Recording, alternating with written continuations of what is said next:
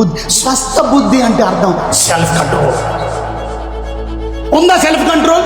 ఇవన్నీ మీ కంట్రోల్ ఉందండి? మనకి కంట్రోల్ ఉండాలి. కోరికలు వస్తాయి, కంట్రోల్ ఉండాలి.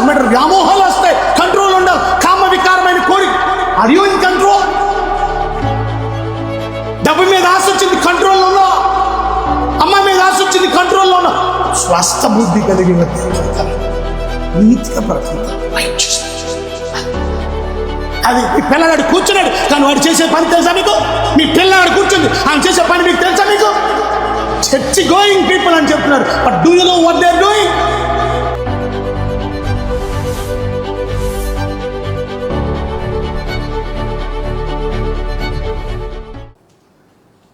సామెతల గ్రంథం 7వ అధ్యాయంలో చూడండి, అక్కడ 8వ వచనంలో అక్కడ మనం చూస్తే కొంతమంది యవనస్తులు చూడండి, బుద్ధి లేని వాళ్ళు.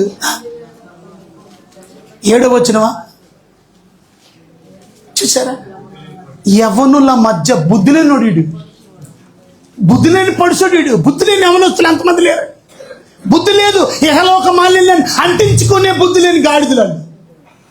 భక్తి లేదు వాళ్ళకి, బుద్ధి లేని గాడిదలు అని నాకు కనపడ్డాడు. అని చూడండి నెక్స్ట్ వచ్చిన వాళ్ళు, సంధి వేళ పొద్దుగుంకిన తర్వాత చిమ్మ చీకట గల రాత్రి వేళ. కొంతమంది రాత్రులే తిరుగుతారు, దొంగలు తిరుగుతారు. అలా సిగ్గులేదు నీకు రాత్రులు రోడ్ల మీద తిరగడానికి? చూడండి ఎక్కడ తిరుగుతాడు? సంధి వేళ పొద్దుగుంకిన తర్వాత చిమ్మ చీకట గల రాత్రి వేళ. అది ఆడి పని. ఆ డ్యూటీ ఎప్పుడు నీ డ్యూటీ? నాకు మొన్నటి వరకు 1 గంటగా డ్యూటీ. 1 గంటగా డ్యూటీ. నవ్వకండి, సిగ్గుపడకండి. మీ పిల్లలు ఎలాగొన్నా చూసుకోండి, మీ పిల్లలు బ్రతుకులు ఎలాగొన్నాయో చూసుకోండి. ఒక పిల్లాన్ని నిలబెట్టామనంటే మిగతా వాళ్ళందరూ సరి చేసుకోవడానికి అది ధైర్యంగా వచ్చి నిలబడ్డాడు. వాళ్ళ బ్యాగుల్లో కండోమ్స్ దొరుకుతున్నాయి, వాళ్ళ బ్యాగుల్లో ఏం దొరుకుతున్నాయో తెలుసా? టాబ్లెట్లు దొరుకుతున్నాయి. ఏ టాబ్లెట్లు? గర్భం రాకుండా. ఇది జీవితం. సోకాల్ క్రిస్టియన్స్, సోకాల్ దేవుని బిడ్డలు భయభక్తులు లేవు. అది చెమ్మ చెట్టగల రాత్రి వేళ. రాత్రులు పని ఏంటి? నెక్స్ట్ వచ్చి వాడు జార స్త్రీ సందు దగ్గరనున్న వీధిలో అటో రౌండ్ ఇటో రౌండ్ సందు దగ్గర తిరుగుతాడంట. దాని ఇంటి మార్గాన్న పొద్దున్న అర్ధరాత్రి ఏం చేస్తున్నాడు? బీట్ వేస్తున్నాడు. ఆడు ఏ కానిస్టేబుల్ అంటామండి? Beat constable. ఈడు బీట్ ఏమనొస్తాడు. ఏంట్రా నీకు పని? వాళ్ళింటి దగ్గర నీకేం పని? ఆ అమ్మాయి దగ్గర నీకేం పని? ఇలా ఎంతమంది ఉన్నారు అలాంటి వాళ్ళు. ఏమైంది చూడండి, ఏమైంది? తిరుగుతుంటే ఇంటి మారుగా నడుతున్నాడంటే సందు దగ్గర. అంతటా వేషం వేసుకున్న కపటం కలిగిన స్త్రీ వచ్చేసింది. ఏ స్త్రీ బాగుంటుందో నువ్వు అనుకున్నావా? ఇలాంటి అమ్మాయి దొరకడం గురించే ఎతుకుతున్నా. అది ఎలాంటిదో నీకు తెలుసా? అది మోసం చేసిన వాళ్ళు చాలా మంది ఉన్నారు. ఆల్రెడీ 10 మందిని వాడేసింది. ఆల్రెడీ 10 మంది. అలాంటిది నీకు కనబడింది చూసారా? ఆల్రెడీ భర్త ఉన్నాడు, పెళ్ళి అయిపోయింది ఈ అమ్మాయికి. అలాంటి అమ్మాయి పెళ్ళి అవ్వలేనట్టు నాటకం చేస్తాం. పెళ్ళి చూసండి ఏమైంది? నెక్స్ట్ వచ్చి అది బొబ్బలు పెట్టింది, స్వేచ్ఛగా తిరిగింది. దాని పాదం అది కూడా తిరుగుతుంది రాత్రి. అది కూడా అర్ధరాత్రి వేళ, చిమ్మ చీకటగల రాత్రి వేళ అది తిరిగేది. మరి ఇలా దీనికి ఇడిగల కనబడి ఇద్దరు రాత్రులు తిరుగుతారు. కొంతమంది ఆడవాళ్ళకి సిగ్గులేదు, మగవాళ్ళకి సిగ్గు. వీళ్ళు నైట్ డ్యూటీ, నైట్ షిఫ్ట్లు మాట. అంతకి నైట్ వాచ్మెన్ కిందన పంచే 10,000 వస్తాయి. ఇక్కడికి వెళ్తే ఏమొస్తారా? ఏమైంది? నెక్స్ట్ వచ్చి అప్పుడు ఇంటి దగ్గర ఉండదు, సందు వీధి దగ్గర అది ఉంటుంది, ప్రతి సందు దగ్గర పొంచి ఉంటుంది. నెక్స్ట్ త్వరగా చూడ అది వాడిని పట్టుకొని ముద్దెట్టేసింది. సిగ్గుమాలని ముఖం పెట్టుకుని ఇట్లా అనింది. ఏమనింది? నెక్స్ట్ వచ్చిన సమాధాన పనులు నేను అర్పించవలసి ఉంటుంది, నేను మొక్కుబడులు చెల్లించవలసి ఉంటుంది.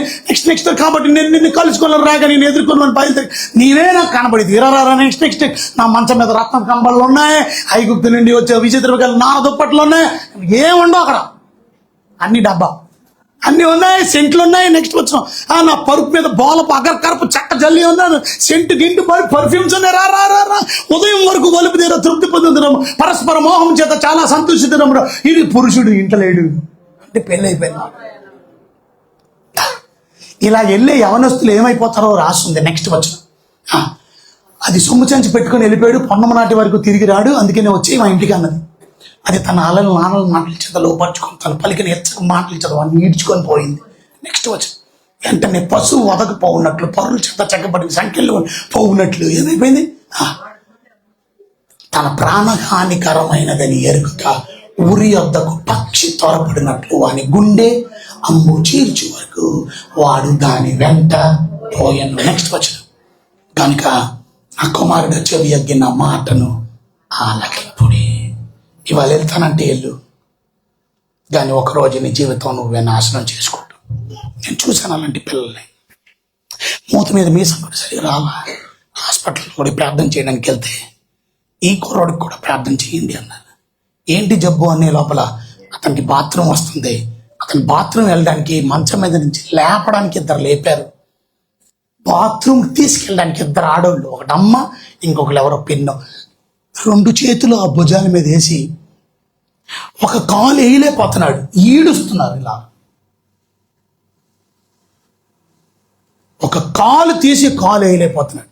మ్యాక్సిమం అతని వయసు 19, 20, 21 అంతే. 19, 20, 21 ఏమైందమ్మానంటే అతనికి ఎయిడ్స్ అంటండి. అది కూడా చాలా ముదిరిపోయింది. ఎయిడ్స్ ప్రారంభ దిశలో లేదు, చాలా అవయవాలు కూడా పాడైపోయినాయి. ఆడికి దీర్ఘకాలపు వ్యాధులు ఉన్నాయి, విరోచనాలు వస్తే తగ్గట్లా, జ్వరం వస్తే తగ్గట్లా, చాలా నీరసించిపోయాడు. డాక్టర్లు రోజులు మాత్రమే అన్నారు. వచ్చిన తర్వాత అడిగాను ఎరానంటే, ఏమోనండి ఆ అమ్మాయి మంచిది అనుకోనాను, ఈ అమ్మాయి మంచిది అనుకో, నిజంగా అలాంటి పనులు చేసేవరా నువ్వు, నన్ను నమ్మలేకపోతున్నాను. చేశానండి. ఇవాళ నీకు సరదాగానే ఉంటుంది అది, ఎందుకంటే ఆ 5 నిమిషాలు నీకు క్షణికమైన ఆనందాన్ని ఇస్తుంది. దాని తర్వాత పరిస్థితులు నువ్వు చేతులారా నువ్వు చేసుకున్న దాన్ని బట్టి ఒకరోజు నువ్వు ఏడిచే రోజు రాబోతుంది, ఒకరోజు నువ్వు దుఃఖపడే రోజు రాబోతుంది, ఒకరోజు నువ్వు మూలిగే రోజు రాబోతుంది. అది ఇహలోక మాలిన్యాన్ని అంటించుకోకుండా ఇవాళ మీటింగ్లు అందుకే భక్తి చేసుకోవడానికి. నిజమైన పవిత్రమైన నిష్కలంకమైన భక్తి ఏంటో తెలుసా? పేద పిల్లల్ని చూడండి, దిక్కులేని పిల్లల్ని చూడండి, వెధవరాండ్ని చూడండి, ప్రేమ చూపించండి. అన్నం లేనోడికి అన్నం ఇవ్వండి, బట్టలు లేనోడికి బట్టలు ఇవ్వండి. సాధ్యమైన దేవుడికి ఇచ్చిన దాంట్లో కొంచెం హెల్ప్ చేయి. దాంతోపాటు నీ పాపం అంటించకుండా, లోకాన్ని అంటించుకోకుండా పరిశుద్ధమైన ప్రవర్తన కలిగి జీవి.